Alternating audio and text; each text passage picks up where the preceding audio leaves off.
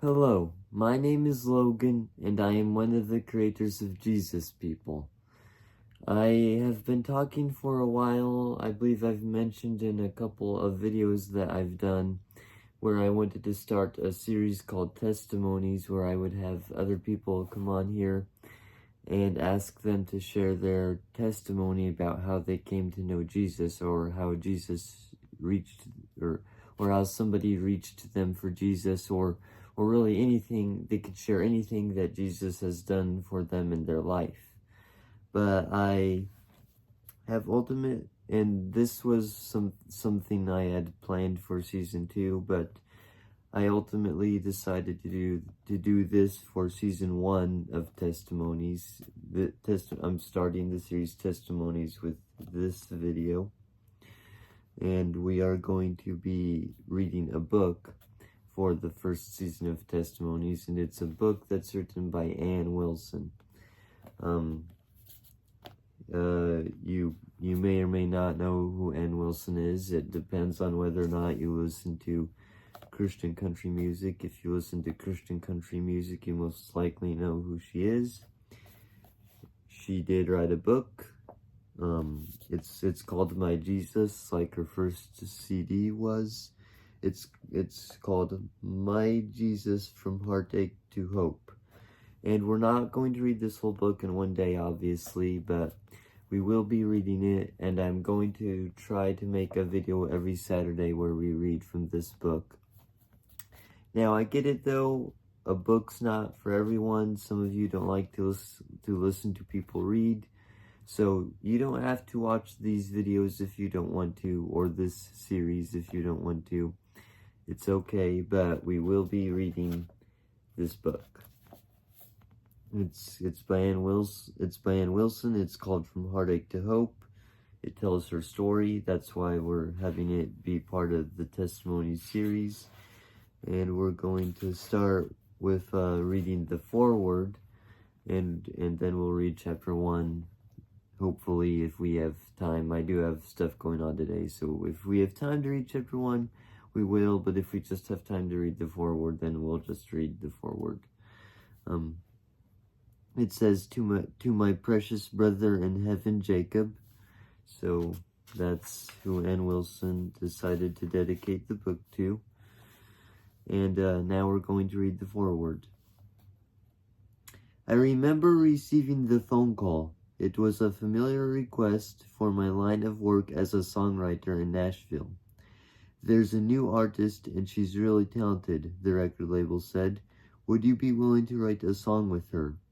Although most people might know me as a recording artist, my earliest days in Nashville were mostly spent behind the scenes as a writer.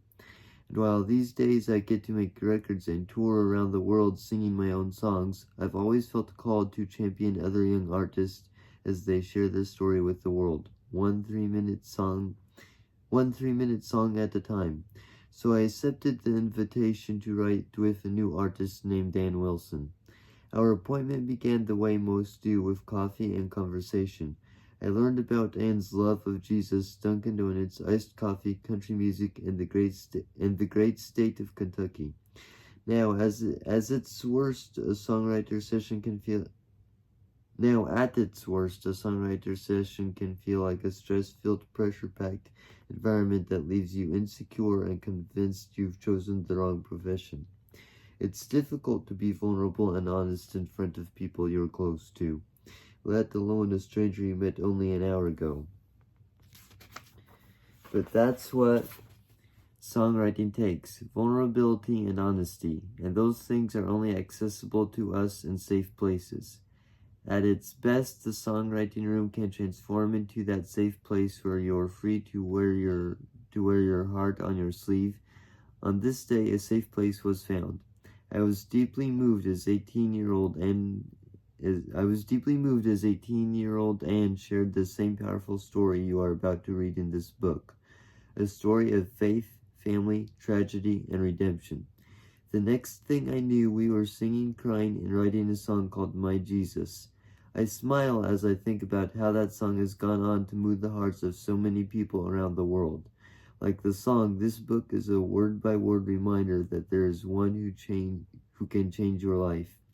One name above all names, and in that one name we find the answer to all of life's most difficult questions. Where can I find a firm foundation when the world around me is crumbling? Jesus. Where can I find comfort in the middle of my mourning? Jesus. Who offers me rest when I'm past the point of weary? Jesus. Who can make a broken heart beat again? Jesus. Who loves me unconditionally? Jesus. Who can work all things for my good? Jesus.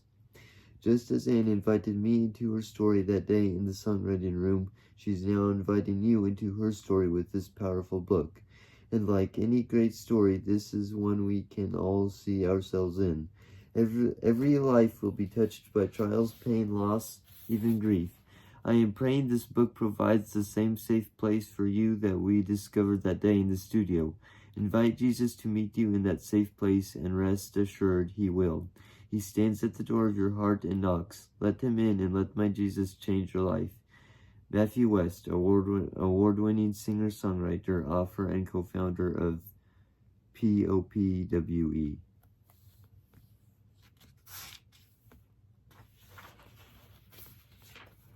Alright, so the foreword was by Matthew West. Now we're reading chapter 1 of this book that is written by Ann Wilson. Chapter 1, Faith Like a Child. I sat on the front step with my backpack loaded for adventure, tapping my tennis shoe on the concrete. My older brother, Jacob, was supposed to pick me up at 3 o'clock that autumn afternoon, but he was late as usual. I had hurried through my 8th grade homework so we could leave as early as possible. I was not surprised Jacob was late, but I was a bit annoyed.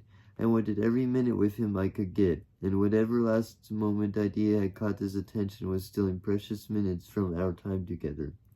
Finally, Jacob's gray Ford pickup turned the corner onto our street. I jumped up with a grin. "Hey, Annie," he called through his rolled-down window. "Ready to go?" I was ready 30 minutes ago. I pretended to still be annoyed, but I wasn't. Jacob's presence always lifted my mood. I hopped into the passenger seat and buckled up, eager to be on the road. "Can I turn on the radio?" I asked, reaching for the knob. "Only if you turn on country music." He gave me a playful wink as he backed out of the driveway. We were on our way. The hour-long drive to the Wilson family farm was always filled with country music and laughter when I was with Jacob. My brother made me laugh more than anyone else, and I felt carefree sitting by his side as we drove through the curvy back roads of Kentucky. Wilson family farm belongs to Daddy's side of the family and is my favorite place on earth.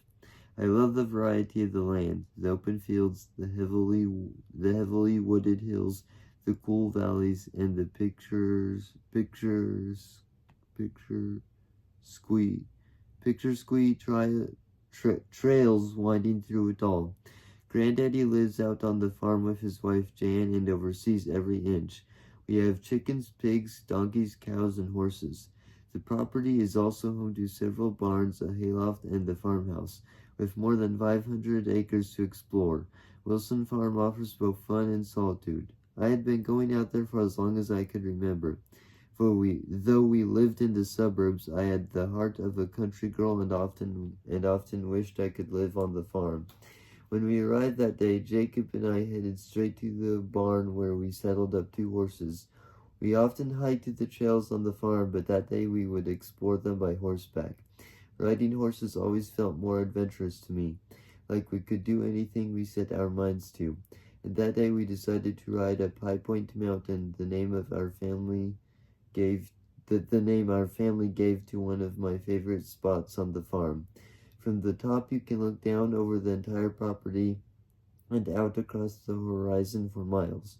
Jacob led the way as we rode up the winding trail. Every few seconds he looked back to check on me.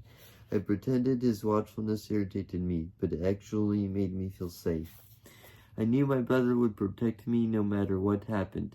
Once we reached the summit, we tied our horses to a tree and sat down on a patch of soft grass to relax.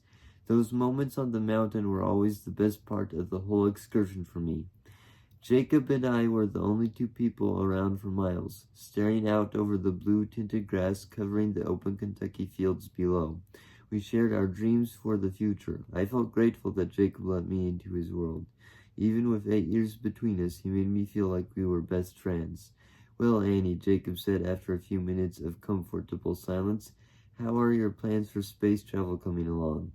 "Very funny," I said, rolling my eyes. "You'll see. Someday I'll be an astronaut and wave at you from space." Jacob laughed, but in a way that told me he was proud of me for working toward my dream. I was following the advice he always gave to I was following the advice he always gave to my sister, Elizabeth, and me. "Dream big, work hard, and be kind." "All right," he said. "Tell me about it again. What makes you want to go to space?"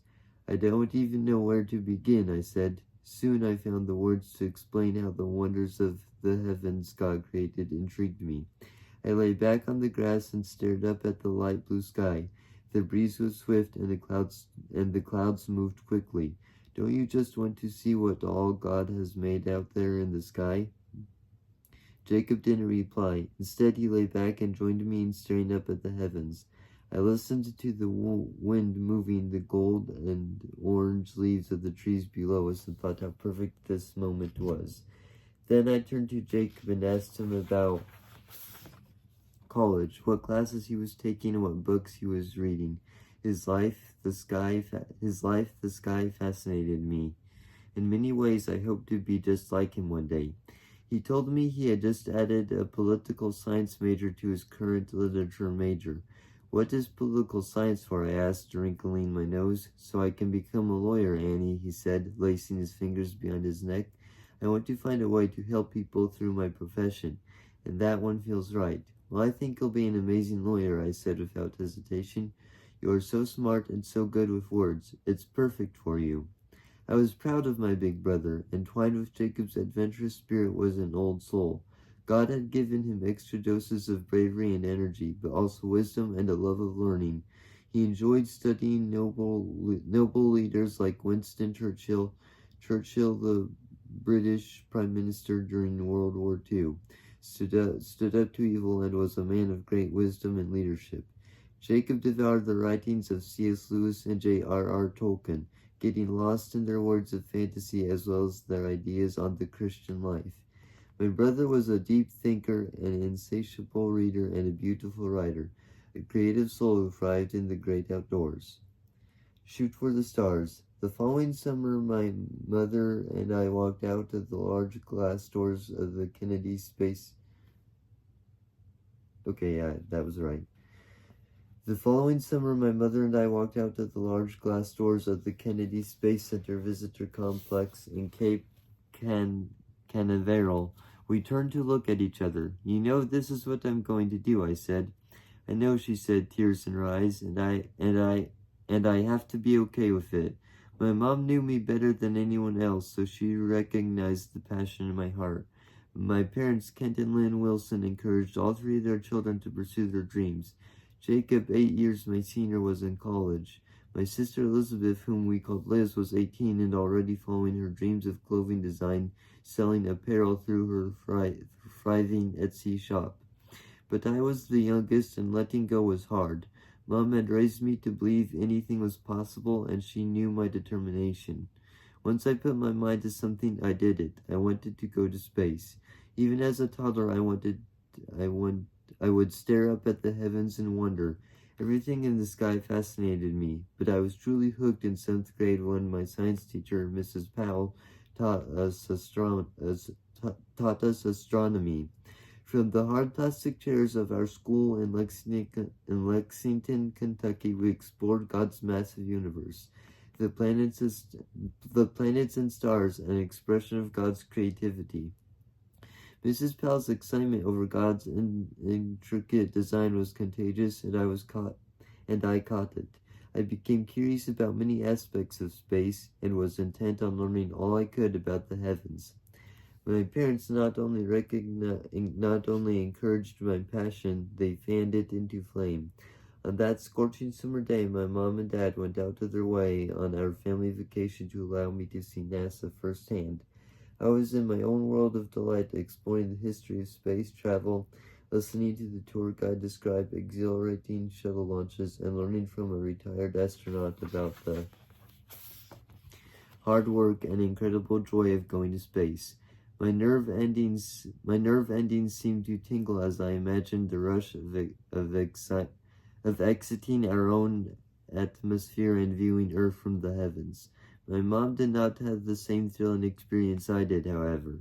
She was instead remembering the heartbreak of the Space Shuttle Challenger tragedy and reliving the day she watched the shuttle explode from her college student center. She had stood rooted to the ground, gasping in horror along with thousands of other Americans at the tragic sight. With these memories filling her mind, my mom realized that my ambitions involved great risk. I'm excited for you, Anne, even though I feel nervous about it, Mom explained, her eyes squinting under the relentless Florida sun, looking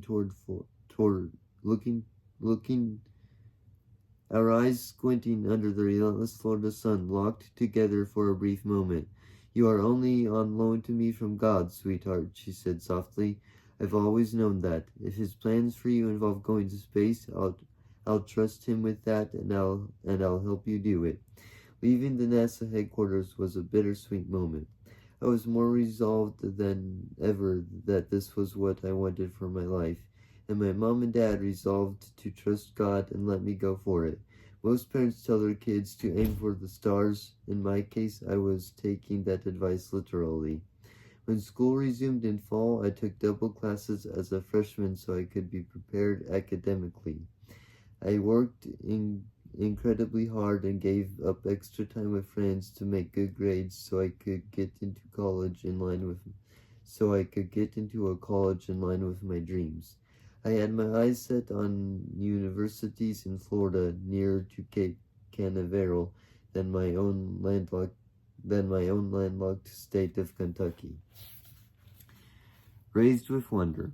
With Jacob and Liz as my child best friends, I developed a love of imagination and adventure early in my life. I went along with almost any idea they came up with, and I loved every minute of it. But it also became apparent that, unlike them, I relish order. I love to plan and prepare. If you need a logistics manager to do lists or detailed plans, I'm your girl. In contrast to my siblings' free-spirited ways, I was the rule follower and the little boss who tried to keep my siblings on track. I used to plan exactly what time we needed to leave the house to be on time wherever we were going. And if we had a free weekend or a vacation, I mapped out every minute for the whole family. But Annie, Jacob once teased me, what if we don't want to do what you have planned for us on vacation?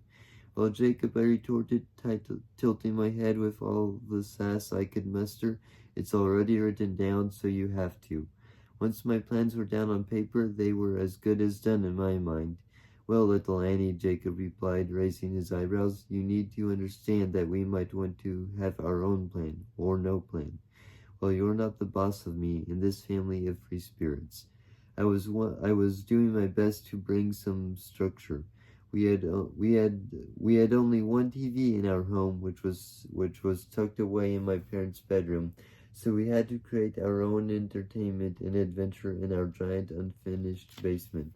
My parents gave us free rein to transform the basement into any fantasy world we could imagine. It was a magical place for us, and we spent countless hours playing down there. One year, my dad and Jacob transformed the basement into a basketball court where Jacob could practice his dribbling and layups while releasing some of his ample energy. He drilled the basketball goal into the wall, and my dad helped him spray lines on the concrete floor. When the court was finished, Jacob spent hours down there playing the constant yet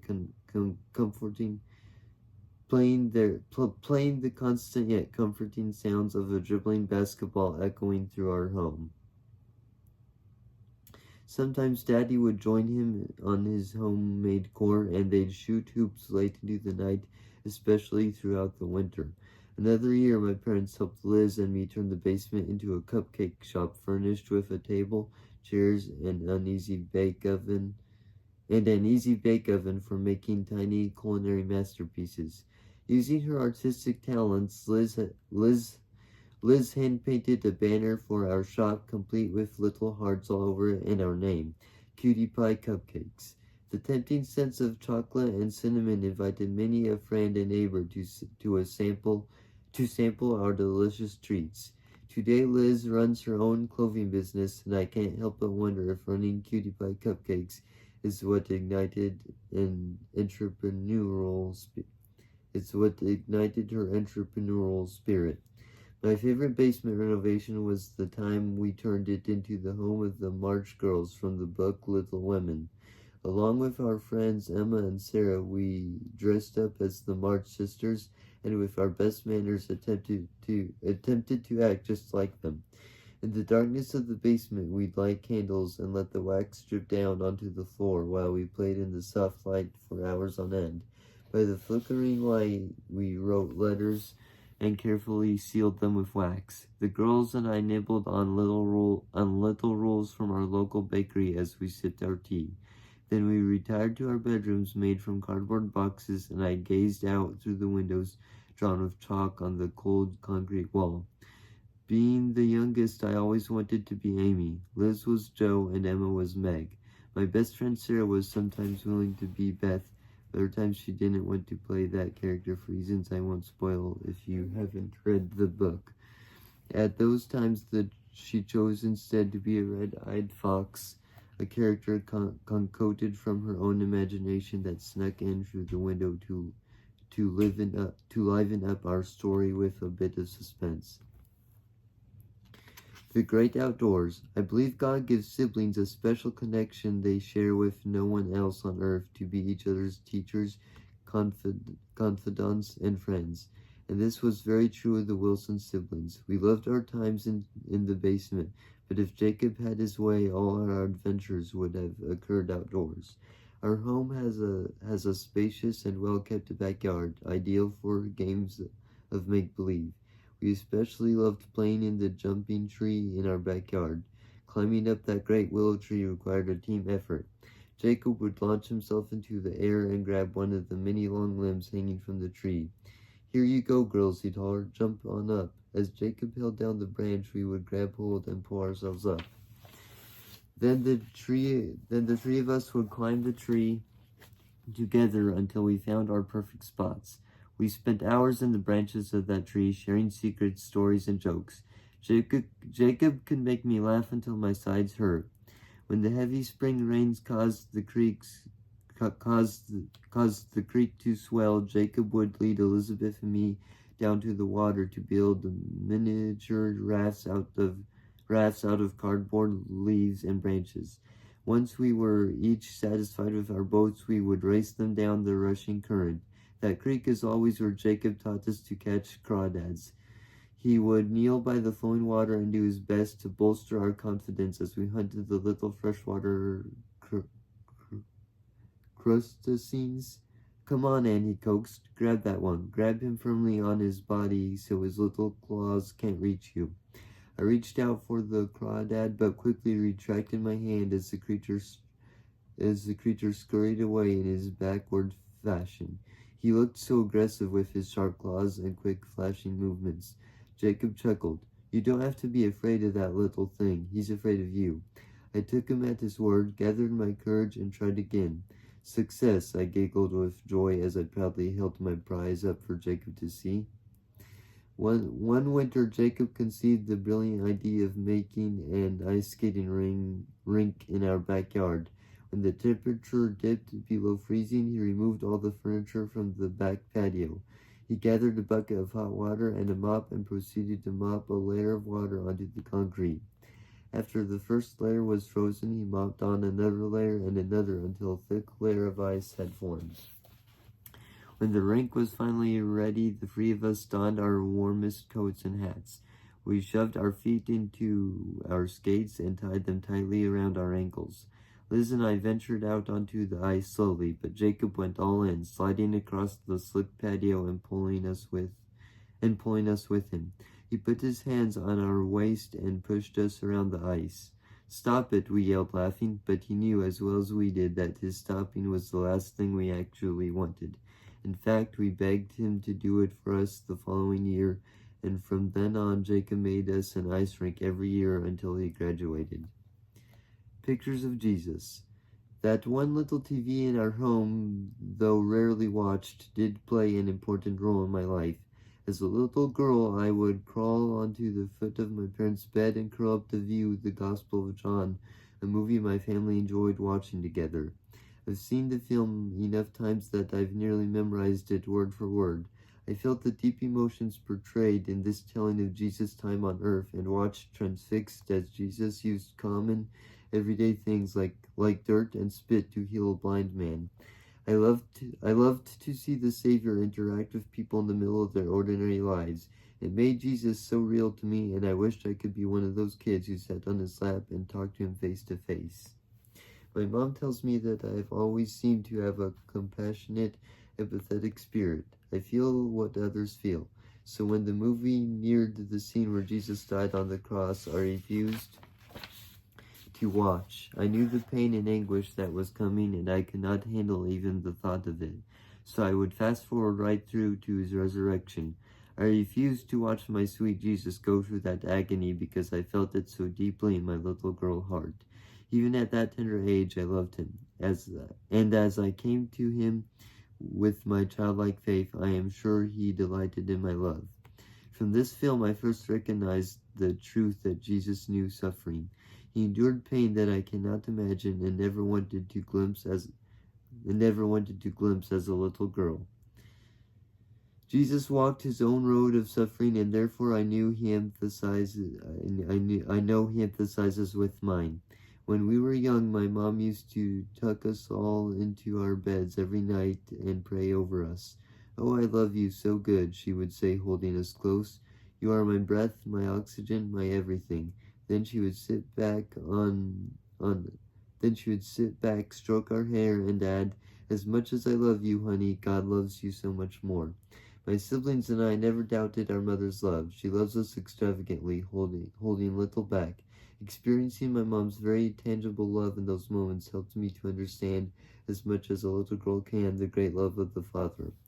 My earthly father, my daddy, also showed me my earthly father, my daddy, also showed me a glimpse of God's love every day of my life. Daddy's the rock of our family. For me, he has always been a safety net, the person I could go to when I was in trouble or in need of assistance. If I got hurt, he comforted me. If I needed help on homework, he was the first one I went to. When I needed advice about anything from drama fans to how to understand the Bible, I knew I could talk to Daddy about it. He listened without judgment. I always remember the morning of my 4th birthday. On the special day, my daddy, my hero, came to carry me downstairs in grand style. "Happy birthday, sweetheart," he said, greeting me with a big hug and a kiss. And then he swung me up onto his strong shoulders. I was the birthday princess, seeing the world from that safe perch. Up there I could see what he saw, far above the smaller vantage point of my usual 4-year-old height. To this day, I still run to Daddy for help, to see a new perspective and feel the comfort of his love. In fact, I am convinced that without the foundation of love and faith both my parents laid for us, we could not have survived the storms that lay ahead, at least not with our hearts and belief intact. Grounded in truth. I grew up attending Tate's Creek Presbyterian Church with my family from the time I was 4 years old. As I sat in the pews of the beautiful church, the knowledge of God and His Word began to solidify in my mind under the teachings of Reverend Mark Randall. I used to sit in my Sunday school classroom soaking in the stories about Jesus, excited to tell my mom all about them at Sunday dinner. As I listened to the sermons and sang the old sacred hymns, I learned who God is and what His Word says. Standing with my family, hymnal in hand, I would gaze up at the cross as all our voices blended together and proclaim the truth in songs such as "Great is Thy Faithfulness." At that time in my life, hymns were the only kind of worship music I knew, and the declarations of God's faithfulness and majesty went deep into my soul. From there, the From there, the Holy Spirit can draw them up anytime He desires. Throughout my life, the Lord has often brought the words and melodies of these beloved hymns to my mind, even inspiring me as a songwriter. By the time I was in junior high, I had a wealth of knowledge about Christianity, but all I'd learned was still mostly at a head level. I knew so much about the Lord, but I had yet to experience Him for myself at an intimate heart level. It was on the first day of 7th grade that I had an unexpected encounter with God. I was attending Veritas Christian Academy, the small Christian school my mom, our close friend Jenna, whom I called Aunt Neen, founded when I was in the 4th grade. Together, Jenna and my mom grew the university model school every year with my mom as the director. Students would attend class 2 to 3 days a week and spend the other days working at home with their parents. To this day, my mom continues to pour her heart and soul into the teaching into the teachers and students of this precious school. I slid into my seat right next to Sarah that September afternoon, excited for the start of the year. My dad had been great so far. I'd caught up with my old friends and met new ones who had just entered our school. With fewer than 100 students and around 20 teachers, newcomers were quite an event for us at Veritas. Following the university model, the school's classes were designed to be small, and they were especially so during the first few years of the school's existence. There were only 12 students in my class, and we all felt like family. Bible class started at 1 o'clock in the afternoon that day, and we all sat excitedly waiting for our teacher's arrival. As he walked into the classroom, all eyes were on the tall man with an engaging smile. The moment he entered, I immediately felt an internal shift. It was as though he had brought joy and light into the classroom with him, but I didn't understand why I felt that way. Pastor Cameron McDonald gathered us around for introductions. He seemed kind and full of energy. As he asked each of us to introduce ourselves, he listened intently, which made us feel like we truly mattered to him. "What's your name and what do you love most about this school?" Whatever our answer was, he responded like it was the best thing he'd heard all day. After hearing about each student, Pastor Cameron then introduced himself, telling us about his family of 6 and the church where he was pastor. He also shared about a recent tragedy in his life.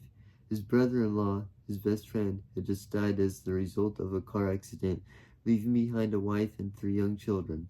With the empathetic heart God put inside me, I felt his pain. My heart broke for this teacher I had just met. But then Pastor Cameron began to share with us how much Jesus meant to him. That arrested my attention. Suddenly he began to cry. This vivacious, strong man had big tears in his eyes at the mention of the name of Jesus, and that hit my heart with a wave of emotion and confusion. I'd never seen anyone react that way to Jesus. I remember thinking, this is a grown man married with kids, and he's literally crying over the name of Jesus. That's all I have time for today. I've got to go. Everyone have a great day. Hello, my name